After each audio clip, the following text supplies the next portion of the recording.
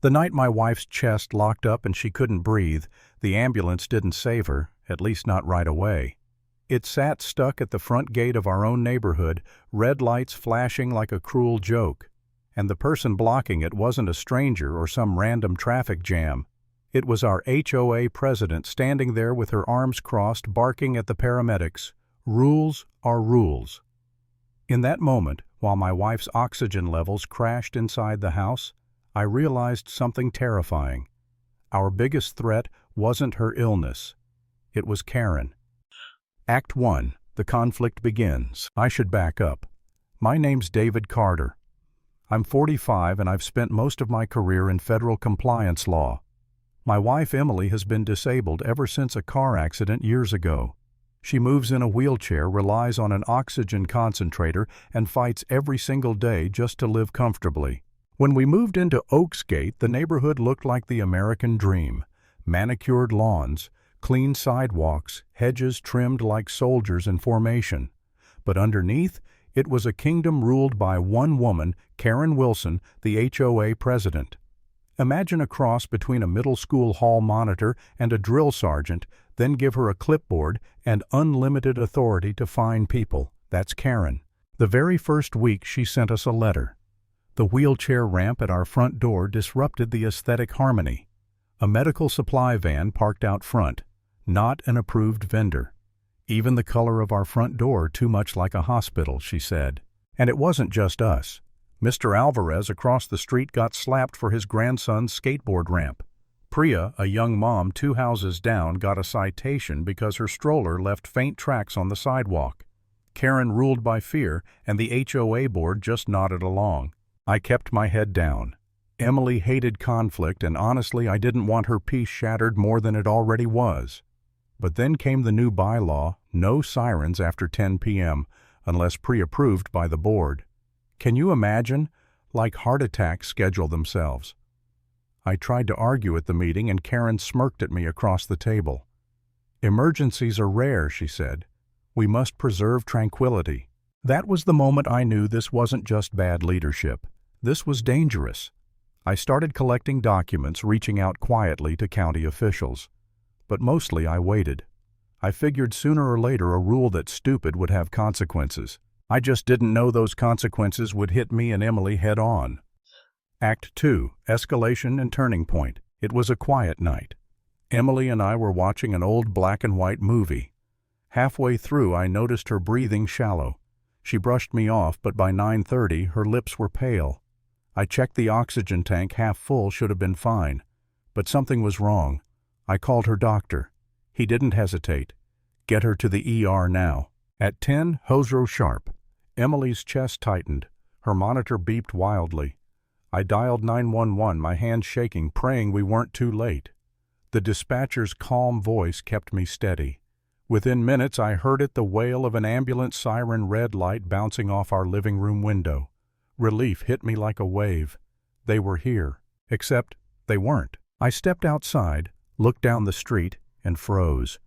The ambulance sat at the gate lights, strobing but not moving. 2 EMTs were outside, waving their arms, yelling at the guard booth. And right there in front of them, blocking the entrance like some self-appointed border patrol, Karen. Clipboard in one hand, phone in the other, savoring her power. My heart dropped. Emily was inside, gasping for air, and the one person with the code to open that gate was treating this like a committee meeting. I sprinted down the street.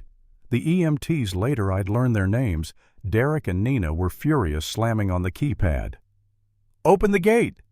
"Medical emergency?" Nina shouted. But the young guard in the booth just sat frozen, 20 years old, scared out of his mind. And Karen.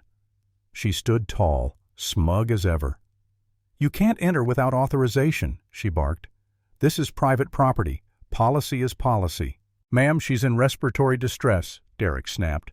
"The law requires immediate access." "The law requires respect for community bylaws," Karen shot back. That line, it nearly broke me. My wife was suffocating, and this woman was talking about bylaws. I stormed forward, pointing at my house. "She's dying in there. Open the damn gate before you kill her." Karen turned her icy glare on me. "Sir, control yourself. You're escalating. Continue this harassment and I'll call the police." I almost laughed. Great. Maybe they'll bring a marching band, too. At least then we'll have some noise while my wife dies. Neighbors started pouring out robes, phones, cameras recording. Mr. Alvarez limped over muttering curses. Priya held her baby eyes wide with fear. Whispers spread. What's happening? Why won't they open the gate? Inside the house, Emily's portable alarm beeped sharp, panicked a warning that her oxygen saturation was plummeting. I felt like my soul was cracking in half. And here's where I'll admit it, I almost gave up. For a split second I thought maybe this is it. Maybe Karen wins. Maybe I can't save her. The weight of years, her disability, the endless battles, the arrogance of this HOA, it crushed me. I felt like a failure standing there useless while Emily faded away. But then I heard it. The crowd shouting. Alvarez slamming his cane against the gate, Priya begging with tears in her eyes. These weren't just my battles anymore. Karen had terrorized all of us, and tonight she finally went too far. Something inside me snapped back to life. I leaned over the guard booth, locking eyes with the kid. Listen, son, you are not liable for opening that gate in an emergency. You are liable if you don't. Do you want someone's death on your conscience tonight? His hand hovered over the switch. Then Karen slammed her palm on the console. Don't you dare. You'll be fined. You'll lose your job. That was her favorite word, orders. She thought she was a general, but this wasn't a battlefield. This was life or death. And then the fire truck arrived. Sirens deeper, men piling out with cutting tools. Karen panicked, pulled her SUV across the lane, hazard lights blinking like a warning. She spread her arms wide, over my dead body. That was it. Enough. I stepped forward, pulled a leather wallet from my jacket, flipped it open. Under the flashing lights, a badge gleamed. Not local police, not county sheriff. Federal. Karen's smirk vanished. Deputy Attorney General, I said, voice steady. Civil Rights Division, Emergency Access and ADA Compliance. You are obstructing emergency medical services, a felony in this state. And if my wife dies tonight, it becomes criminally negligent homicide. Do you understand what that means? Her phone slipped from her hand, clattering to the asphalt. The crowd gasped. Even the guard leaned forward like gravity had shifted. For the first time, Karen looked afraid. Act 3. Climax and Justice. The fire captain gave me a nod. Hydraulic cutters screamed sparks showering the pavement as steel gave way.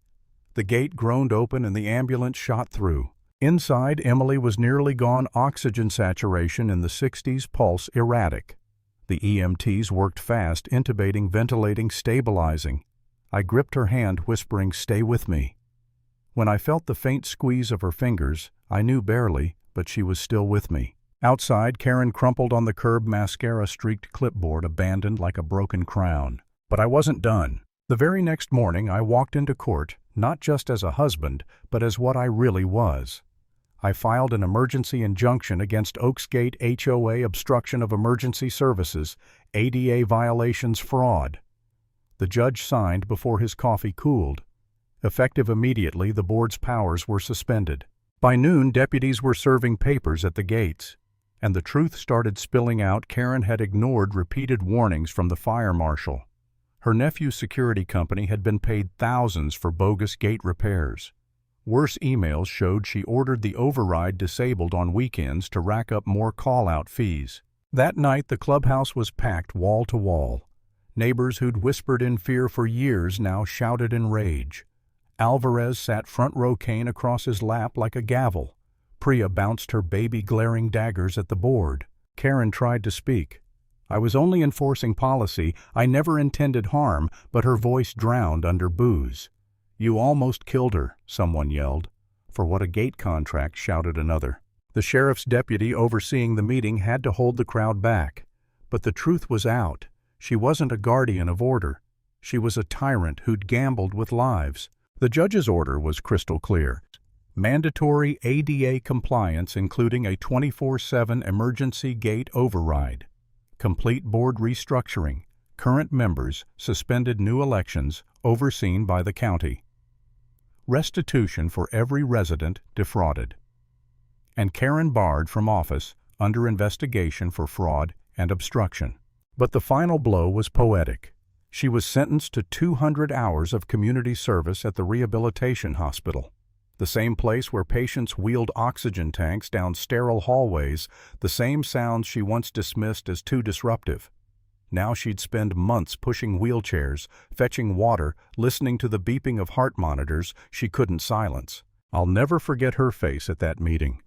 The woman who once hid behind fines and bylaws stood small shoulders sagging, tears streaking her cheeks. Not the crocodile tears she used to manipulate, but real humiliation. The queen of clipboards was finished. And that's where my story ends. Not with a celebration, not with champagne or balloons, but with Karen broken, stripped of her power, the illusion shattered in front of the very neighbors she once controlled. Final lesson. Rules without compassion are cages. And the moment someone values bylaws over human life, that's when rules deserve to be broken.